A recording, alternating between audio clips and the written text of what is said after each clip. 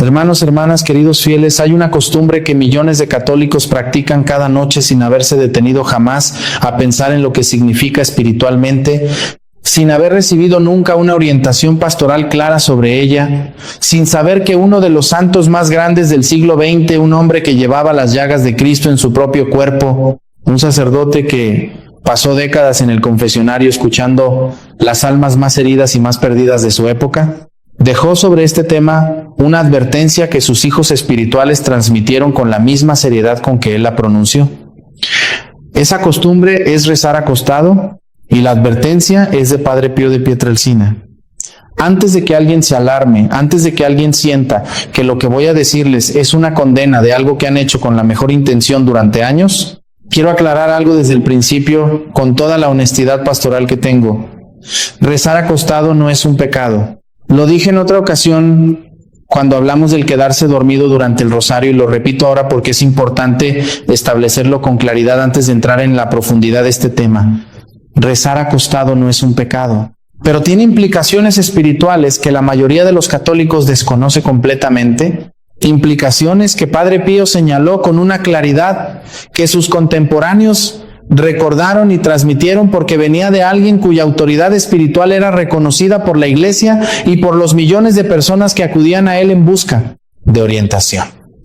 Y hoy vamos a explorar esas implicaciones no para añadir culpa a nadie, sino para iluminar, para dar a los fieles la información que necesitan para tomar decisiones conscientes sobre su vida de oración. Porque la vida espiritual no se improvisa, hermanos. La vida espiritual tiene una sabiduría acumulada a lo largo de 2000 años de iglesia, de experiencia de los santos, de enseñanza de los padres, de discernimiento del magisterio, y esa sabiduría está disponible para cada católico que quiera recibirla, pero tiene que haber alguien que se la transmita. Permítanme comenzar con algo que es fundamental para entender todo lo que sigue. Permítanme hablarles de Padre Pío de Pietrelcina, porque hay muchas personas que han escuchado su nombre, pero que no conocen en profundidad quién fue y por qué. Sus palabras sobre la vida espiritual merecen ser tomadas con la seriedad con que se toman las palabras de un médico sobre la salud del cuerpo. Francesco Forgione nació en 1887 en Pietrelcina, un pequeño pueblo en el sur de Italia, en una familia de labradores profundamente religiosos. Desde niño tuvo experiencias místicas que sus padres y su párroco reconocieron como extraordinarias. A los 15 años entró en la orden de los frailes menores capuchinos y recibió el nombre de Fray Pío. Fue ordenado sacerdote en 1910 y desde entonces su vida fue una combinación de sufrimiento físico intensísimo y de dones espirituales extraordinarios que la Iglesia examinó con la máxima rigurosidad antes de reconocer su autenticidad. En 1918, hermanos, el 20 de septiembre, para ser precisos, Padre Pío recibió los estigmas. Las 5 llagas de Cristo crucificado aparecieron en su cuerpo, en las manos, en los pies, en el costado, no como una herida momentánea, como heridas permanentes abiertas que sangraron durante 50 años sin infectarse, sin cerrarse, sin que ninguna explicación médica pudiera dar cuenta de ellas. Los médicos que lo examinaron, incluidos médicos que no eran creyentes y que buscaron activamente una explicación natural, no encontraron ninguna. Las heridas eran reales, el sangrado era real. Y durante 50 años Padre Pío celebró la misa con esas llagas en las manos, confesó con esas llagas en las manos, oró y sufrió y amó con esas llagas en las manos hasta el 23 de septiembre de 1968, cuando murió. Y en el momento de su muerte, las llagas desaparecieron, dejando la piel perfectamente lisa, sin cicatriz, como si nunca hubieran existido.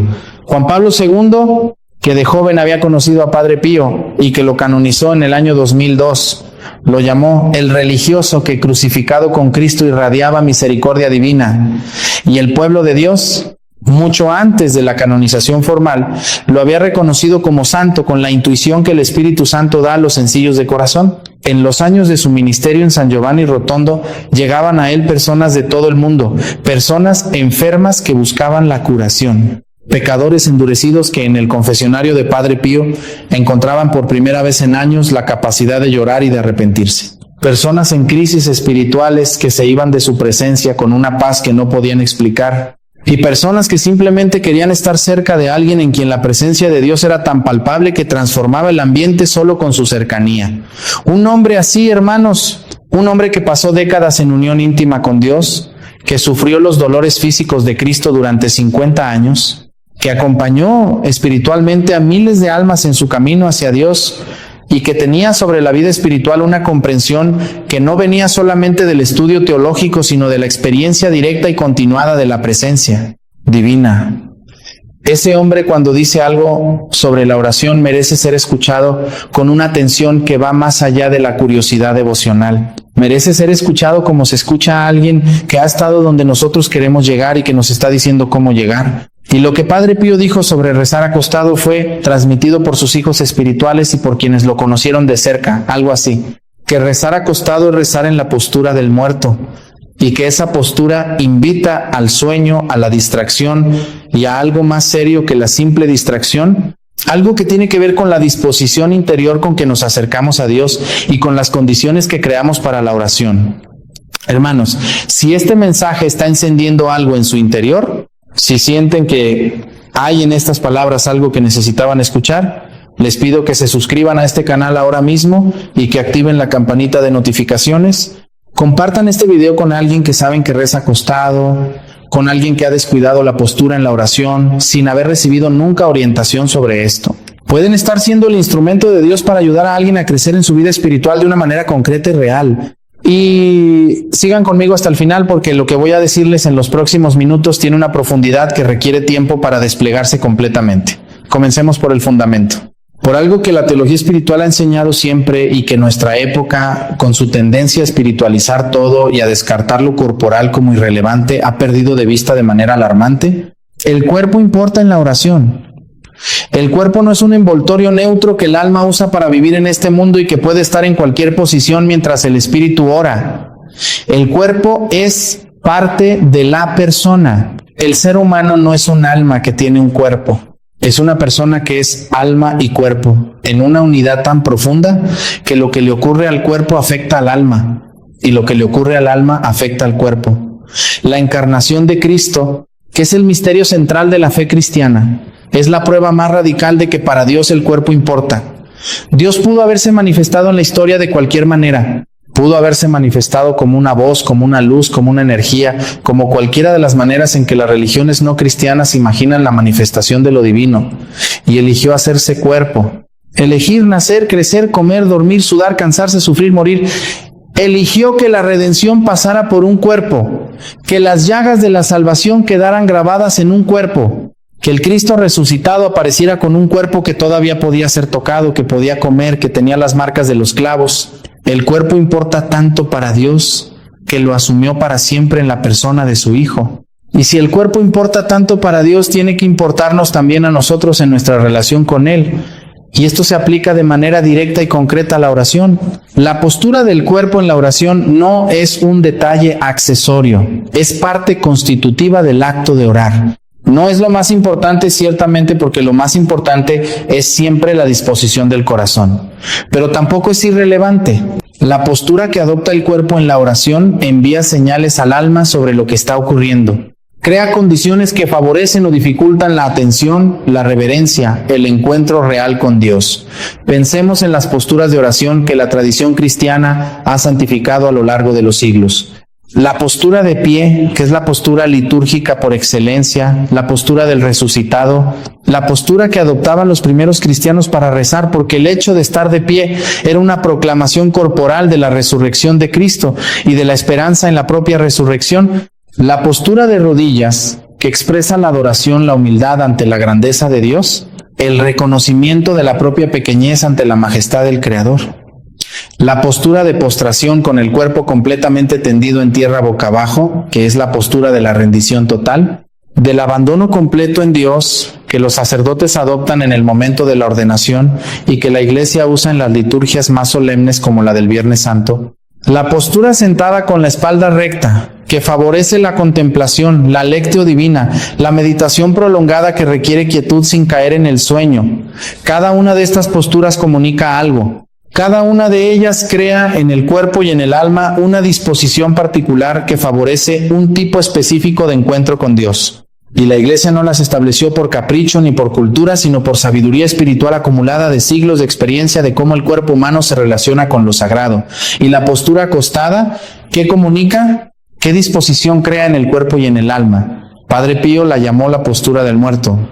Y aunque esa expresión puede sonar dura, es teológica y antropológicamente muy precisa. La postura horizontal acostada es la postura del sueño y es la postura de la muerte.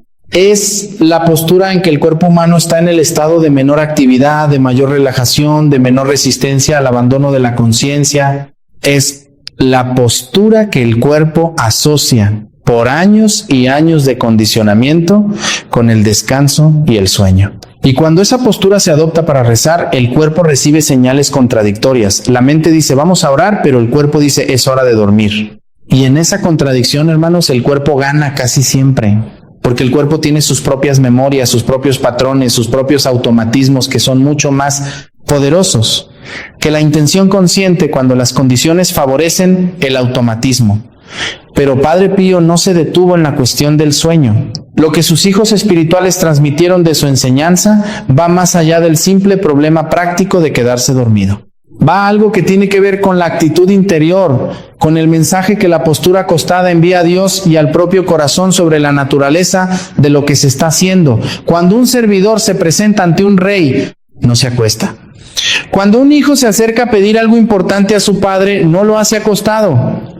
Cuando un soldado recibe órdenes de su general, no la recibe tumbado en la hierba. Hay posturas que comunican respeto, atención, disponibilidad, y hay posturas que comunican lo contrario. Y la oración, hermanos, en su naturaleza más profunda, es la presentación del ser humano ante Dios, es el encuentro del Hijo con el Padre, es la criatura que se pone en presencia del Creador, y esa presentación, ese encuentro, merece una postura que esté a la altura de lo que está ocurriendo.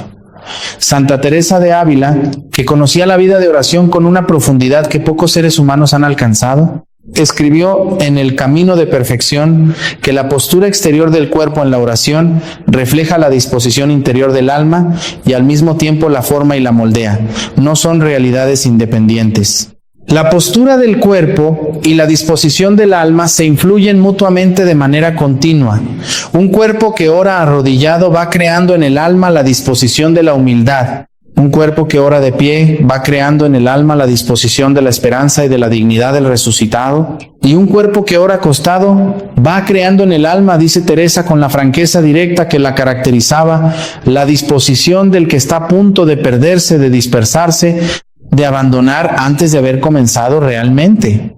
San Ignacio de Loyola, cuyo método de oración sigue siendo uno de los más eficaces que la Iglesia ha producido en toda su historia, dedicó en los ejercicios espirituales una atención especial a lo que él llamaba las adiciones, es decir, las disposiciones externas que favorecen o dificultan la oración. Y entre esas adiciones, la postura ocupa un lugar prominente. San Ignacio propone que la persona que ora experimente con distintas posturas, de rodillas, de pie, sentada, postrada, para encontrar cuál le favorece más el encuentro con Dios en cada tipo de oración. Y advierte con claridad que el orante debe permanecer en la postura que le dé más la gracia que busca, que debe favorecerse la postura que mantiene el recogimiento y la atención. Nunca menciona la postura acostada como una de las opciones recomendables, porque San Ignacio sabía, por su propia experiencia espiritual y por el acompañamiento de cientos de personas en los ejercicios, que esa postura no favorece el tipo de atención y de presencia que la oración auténtica requiere. Pero hay algo más en la advertencia de Padre Pío que va todavía más al fondo, algo que tiene que ver no solo con la eficacia de la oración, sino con la seguridad espiritual del orante. Y esto es lo que quiero explicarles con más detalle, porque es el aspecto que más sorprende a la gente y que al mismo tiempo, cuando se comprende bien, tiene más sentido espiritual. La postura acostada no solo favorece el sueño y la distracción. En la experiencia de los grandes maestros espirituales de la Iglesia y en la tradición del ministerio de liberación que he practicado durante décadas, la postura acostada en el momento de la oración puede crear una vulnerabilidad espiritual específica que las otras posturas no crean de la misma manera. ¿Por qué? Porque la postura acostada es la postura de la máxima apertura y de la mínima guardia. Es la postura en que el cuerpo y el alma están en el estado de menor resistencia y de mayor receptividad. Y eso que en el contexto del sueño ordinario es completamente inocuo, en el contexto de la oración que intenta abrirse al mundo espiritual, puede ser una apertura que no discrimina correctamente entre lo que viene de Dios y lo que viene de otras fuentes. Permítanme ser muy claro aquí para no generar confusión y miedo innecesario. No estoy diciendo que quien reza acostado esté automáticamente en peligro espiritual grave. No estoy diciendo que el demonio ataque a quien se duerme con el rosario en la mano. Lo que estoy diciendo es algo más sutil y más importante, que las posturas de mayor vigilancia corporal, de rodillas, de pie, sentado con la espalda recta, crean de manera natural en el alma una disposición de mayor discernimiento, de mayor atención, de mayor capacidad para distinguir los movimientos del Espíritu Santo de otros movimientos que no vienen de Él. Los padres del desierto, esos gigantes de la vida espiritual que vivieron en el desierto de Egipto y de Siria en los primeros siglos del cristianismo y que son considerados los maestros por antonomasia de la vida de oración, hablaban mucho de lo que llamaban la nepsis, una palabra griega que significa sobriedad, vigilancia, el estado de atención despierta que el alma debe mantener en la oración para no ser engañada. Y la nepsis, esa sobriedad espiritual, requiere un cuerpo que coopere con ella, un cuerpo en postura de vigilia, no de sueño. Un cuerpo que por su propia posición esté ayudando al alma a mantenerse despierta y atenta. El apóstol Pedro usa esta misma raíz griega cuando escribe en su primera carta, capítulo 5, versículo 8. Sed sobrios y velad. Vuestro adversario el diablo como león rugiente anda alrededor buscando a quien devorar. Sed sobrios, velad. Dos imperativos que describen una postura de vigilancia activa, de atención despierta, de guardia consciente. Lo contrario exacto de la postura acostada con la guardia baja y la conciencia a punto de difuminarse en el sueño. Y San Pablo, en la carta a los Efesios capítulo 6, en el famoso pasaje sobre la armadura espiritual del cristiano, describe la batalla espiritual que todo cristiano libra y termina con estas palabras: orad en todo momento con toda clase de oraciones y súplicas en el Espíritu, y para ello velad con toda perseverancia. Velad con toda perseverancia. La oración auténtica, según el apóstol, está asociada a la vigilancia, no al abandono, a la perseverancia activa, no a la entrega pasiva al sueño. Ahora bien, hermanos, quiero hacer aquí una distinción muy importante porque la honestidad pastoral me lo exige. Hay personas para quienes rezar acostado no es una cuestión de costumbre cómoda, sino de necesidad real. Los enfermos que no pueden incorporarse, los ancianos que no tienen la fuerza para mantener ninguna otra postura, las personas que están en recuperación de una cirugía o de una enfermedad grave, los que tienen dolores crónicos que hacen cualquier otra postura insostenible. Para todas estas personas, la postura acostada en la oración no es solamente aceptable, sino que puede ser, en su situación específica, la postura más digna de todas, porque es la postura en que ofrecen a Dios no solo su oración, sino su sufrimiento, su debilidad, su dependencia radical de la misericordia divina. El mismo Padre Pío, que fue un enfermo crónico toda su vida, que sufrió dolores físicos que habrían postrado a cualquier persona ordinaria, entendía perfectamente la diferencia entre la limitación que la enfermedad impone y la comodidad que la pereza busca. Su advertencia no iba dirigida a los que no tienen otra opción. Iba dirigida a los que sí tienen opciones y que eligen la más cómoda sin preguntarse si es la más adecuada para la calidad de su encuentro con Dios. Y esa distinción, hermanos, es la clave para entender toda la enseñanza que estamos explorando hoy. No se trata de añadir sufrimiento artificial a la oración. No se trata de que rezar deba ser incómodo para ser válido. Se trata de algo mucho más profundo y más hermoso. Se trata de dar a Dios lo mejor que tenemos, no lo que nos sobra después de haber encontrado la posición más cómoda. Pensemos en esto desde otro ángulo. Pensemos en cómo nos preparamos para las cosas importantes de la vida.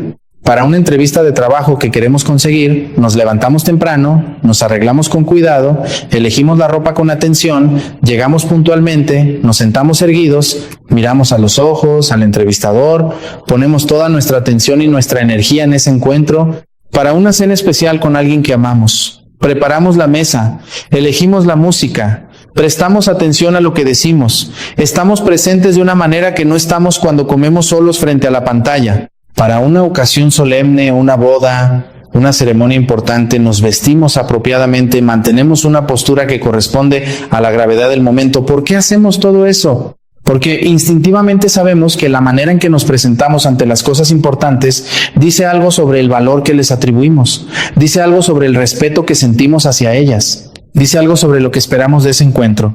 Y ahora la pregunta que Padre Pío implícitamente plantea con su advertencia: si a una entrevista de trabajo nos presentamos con ropa elegida y postura erguida y atención plena, ¿qué dice de nuestra relación con Dios el hecho de presentarnos ante Él acostados en la postura más cómoda que nuestro cuerpo conoce, en el estado más próximo al sueño que existe sin ser el sueño? ¿Qué mensaje le enviamos a Dios y qué mensaje nos enviamos a nosotros mismos con esa presentación? No es una pregunta de condena, es una pregunta de crecimiento. Es la pregunta que un padre espiritual hace a su hijo cuando quiere ayudarlo a ver algo que el hijo todavía no ha visto. Y Padre Pío era, entre todas las cosas que fue, un padre espiritual extraordinario.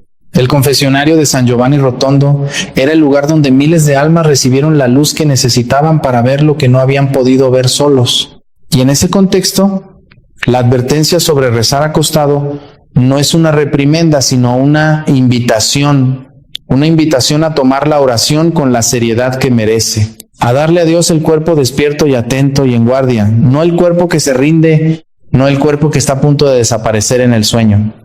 Quiero contarles algo que ocurrió en mi ministerio pastoral y que ilustra con una claridad perfecta lo que estamos hablando. Tuve como feligrés durante muchos años a un hombre de mediana edad, buen padre de familia, trabajador, católico practicante, que venía a misa todos los domingos y que se confesaba con regularidad, pero que me confesó en cierta ocasión que su vida de oración personal era prácticamente inexistente. Me dijo que lo intentaba, pero que siempre se quedaba dormido, que al final había dejado de intentarlo porque le parecía inútil. Cuando le pregunté cómo rezaba cuando lo intentaba, me dijo que se recostaba en la cama, apagaba la luz, cerraba los ojos y comenzaba el rosario. Y me lo dijo con la naturalidad de quien describe algo que le parece perfectamente normal, sin ninguna conciencia de que había algo en ese método que estaba trabajando sistemáticamente en contra de su intención de orar. Le propuse algo sencillo. Le propuse que durante un mes, antes de acostarse, en lugar de empezar el rosario recostado, se sentara en la orilla de la cama, con los pies en el suelo, la espalda recta, y en esa postura rezara aunque fuera 5 decenas, solo 5, que probara durante un mes y me dijera qué había pasado. Un mes después regresó y me dijo algo que no olvidaré: Padre, es completamente distinto. No sé por qué, pero es completamente distinto. Me concentro mucho más, me quedo dormido mucho menos. Y hay noches en que termino el rosario completo y todavía no tengo ganas de apagar la luz porque siento que la oración no ha terminado, que hay algo más que quiero decirle a la Virgen. Y luego añadió: ¿cómo es posible que nadie me haya dicho esto en 40 años de ir a misa? Esa última pregunta, hermanos, es la que me persigue en el ministerio. ¿Cómo es posible que nadie les haya dicho esto? ¿Cómo es posible que haya cosas tan concretas, tan prácticas, tan directamente relacionadas con la calidad de la vida espiritual de los fieles, que nunca se mencionan desde el púlpito porque incomodan, porque pueden parecer una crítica, porque es más fácil hablar de cosas generales que de cosas concretas que tocan la vida cotidiana de la gente? Es lo que Padre Pío no hacía. Padre Pío era famoso por su franqueza directa en el confesionario. Las personas que venían a confesarse con él a veces salían sorprendidas porque él mencionaba pecados que ellas no habían confesado, cosas que él no podía saber naturalmente, pero que el don de la lectura de corazones que le había dado, Dios le permitía ver con claridad. Y esa franqueza, aunque a veces incomodaba, era exactamente lo que las almas necesitaban para avanzar. Porque la comodidad que mantiene la ignorancia no es caridad, es cobardía disfrazada de delicadeza. Permítanme ahora hablarles de algo relacionado con la advertencia de Padre Pío que tiene que ver con la demonología y con la experiencia del Ministerio de Liberación, porque hay un aspecto de este tema que pocas veces se menciona y que sin embargo tiene una importancia real para ciertas personas en ciertas situaciones. En el Ministerio de Exorcismo y de Liberación, que la Iglesia reconoce como un ministerio real y necesario y para el que designa sacerdotes específicamente formados. Se trabaja con frecuencia con personas que describían experiencias perturbadoras que ocurrían en el estado de duermevela. Ese estado intermedio entre el sueño y la vigilia, en que la conciencia todavía no está completamente activa, pero el cuerpo tampoco está completamente dormido. Experiencias de presencias que se sienten sobre el cuerpo, de voces que se escuchan sin que haya nadie, de visiones que se tienen con los ojos cerrados, pero que se perciben con una claridad que supera lo que normalmente se describe como sueño, de sensaciones físicas inexplicables que ocurren en ese estado liminal. No todas estas experiencias tienen un origen sobrenatural. La ciencia tiene explicaciones para muchas de ellas. La parálisis del sueño, la hipnagogia, las alucinaciones hipnagógicas, que son fenómenos neurológicos bien estudiados. Pero lo que los maestros espirituales y los sacerdotes dedicados al ministerio de liberación han observado es que hay personas que son más vulnerables a influencias espirituales negativas en ese estado de duermevela, precisamente, porque es el estado en que la guardia del discernimiento consciente está más baja. Y que rezar en postura acostada, que es la postura que más fácilmente lleva a ese estado de duermevela, puede en ciertos casos crear condiciones de vulnerabilidad que no se crean de la misma manera en las otras posturas de oración. Repito, no es algo que le ocurra a todo el mundo ni algo que ocurra automáticamente. Pero es algo que los pastores de almas deben conocer y transmitir, porque hay personas que han tenido experiencias perturbadoras durante la oración acostada y que no habían recibido nunca la información que les hubiera permitido entender de dónde venían esas experiencias ni cómo evitarlas. La solución práctica en esos casos es exactamente la que Padre Pío recomendaba: la postura de mayor vigilancia en la oración. De rodillas cuando sea posible, sentado con la espalda recta cuando no lo sea, de pie cuando la oración lo invite, y reservar la postura acostada para los momentos en que genuinamente no hay otra opción. Ahora quiero hablarles, hermanos, de algo que me parece igualmente importante para equilibrar todo lo que hemos dicho y para que nadie salga de este mensaje con una imagen distorsionada de lo que la fe cristiana propone sobre la oración y el cuerpo. La tradición cristiana no ha sido nunca una tradición que desprecia el cuerpo, ni que propone una espiritualidad descarnada donde el cuerpo es simplemente un obstáculo para el alma. Eso sería gnosticismo, que es una herejía antigua que la Iglesia rechazó desde sus primeros siglos. La tradición cristiana propone la santificación del cuerpo, no su negación. Propone que el cuerpo ore junto con el alma, que la experiencia espiritual sea una experiencia de toda la persona, que la postura y el gesto y el movimiento del cuerpo sean expresiones de la fe y no simplemente su envoltorio inerte. Y en ese contexto, la invitación a orar en posturas de mayor vigilancia no es una invitación al rigorismo ni a la mortificación artificial. Es una invitación al amor que da lo mejor de sí mismo, no lo que sobra, al amor que se presenta ante el amado con la mejor disposición posible, no con la que resulta más conveniente, al amor que entiende que la calidad de la atención que damos a Dios en la oración dice algo sobre la calidad del amor que le tenemos. San Juan de la Cruz escribió que el amor es la medida de todo bien, y la postura de la oración, desde esta perspectiva, es una expresión de amor.